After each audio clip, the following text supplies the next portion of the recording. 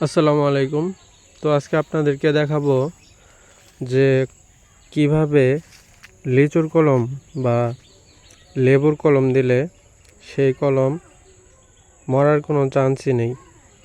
আপনি যদি আমার শেখানো নিয়মে প্রত্যেকটা লিচু কলম দেন বা লিচু প্লাস লেবু সেম কোয়ালিটিতেই আপনি কলম দিতে পারবেন। তো চলুন জেনে নেই যে কিভাবে লিচু কলম দিলে লিচুর গাছ কলম দিলে একটা চারাও মরবে না। আপনি হয়তো এর আগে অনেক ভিডিও দেখেছেন যেখানে কলম দেওয়া শিখিয়েছে, কিন্তু কিভাবে কলম দিলে একটা চারাও মরবে না সেই নিয়মটা শেখায়নি। তো সেই জন্য আজকে আমি আপনাদেরকে দেখাবো যে কিভাবে কলম দিলে লিচুর একটা চারাও মরবে না। লিচু লেবু যেটাই বলেন একই সিস্টেমে। তো চলুন জেনে নিই। তো এই যে আমার সামনে দেখতে পাচ্ছেন যে লিচু গাছের কলম দেওয়া আছে। তো আপনাদেরকে প্র্যাকটিক্যালি দেখাইতেছি। প্রথমে আপনারা যে কাজটি করবেন, এই যে লিচুর ধরেন এটা ডাল, এই পর্যন্ত পুরা ছালটুক উঠিয়ে নেবেন, কিন্তু গাছের হাড্ডিতে যাতে কোনো প্রকার আঘাত না পড়ে এই পর্যন্ত উঠিয়ে নেবেন, গোল করে কেটে উঠিয়ে নেবেন। তারপর সেখানে গোবর, মাটি প্লাস পানি সব মিক্স করে ওই কাটা স্থানে ভালো করে এভাবে দিয়ে দিবেন।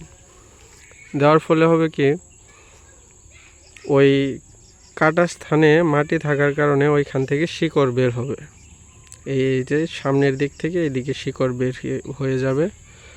তো যাই হোক, কিন্তু পেঁচাবেন কিন্তু পলিথিন দিয়েই, উপরের এইটা পলিথিন দিয়ে দিবেন। তার কারণও আমি বলে দিতেছি। এই যে দেখেন, এটা কিন্তু ভেজা ভেজা আছে। যদি ছালা বা প্লাস্টিক বা কাপড় যাই ব্যবহার করেন, পানিটা কিন্তু থাকবে না। এটা কিন্তু পানি এক্সট্রাভাবে আর দিতে হবে না। তো এটার যখন শিকড় হয়ে যাবে, নিচের দিক থেকে কাটবেন। কাটার পরে আপনি এই কলমটাকে কিছুদিন ছায়াযুক্ত জায়গাতে রেখে দিবেন।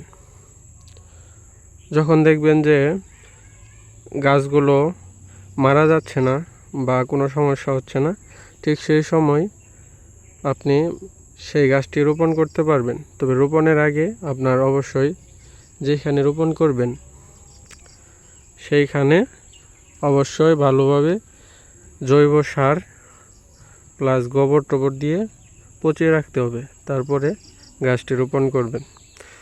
তো এটা হচ্ছে লিচুর কলম। তো আপনাদেরকে দেখাচ্ছি একই নিয়মে একই বাগানে লেবুর কলম আছে।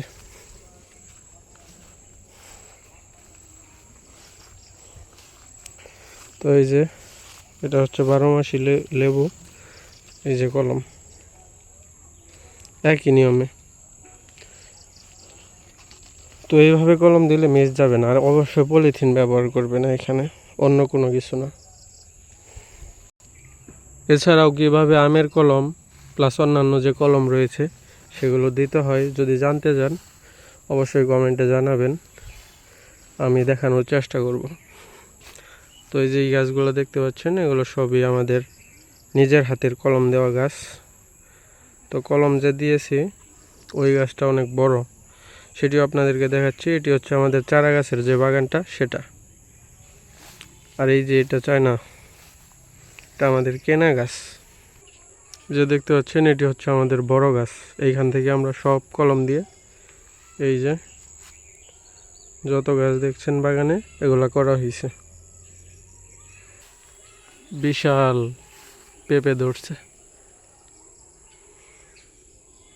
তো পেঁপের পাশাপাশি তালও কিন্তু অনেক হয়েছে। অনেক তাল অনেক হওয়ার কারণে তালের সাইজ হয়ে গেছে ছোট, একদম ছোট সাইজ হয়ে গেছে। দুইটা গাছেই তাল ধরছে। তো ওই পাশেরটা একটু বড় হয়। আর কি কম ভাই গাইস, এই যে দেখেন পেঁপের কোনো অভাব নাই, যেইখানে যাবো সেইখানেই পেঁপে। আর এই যে এটা হচ্ছে আতাবল গাছ, পাশেই বেল গাছ। তো ধন্যবাদ এই পর্যন্ত যারা আমার ভিডিওটি দেখলেন। তো আমার চ্যানেল যদি নতুন হয়ে থাকেন অবশ্যই একটু সাবস্ক্রাইব করবেন। ধন্যবাদ।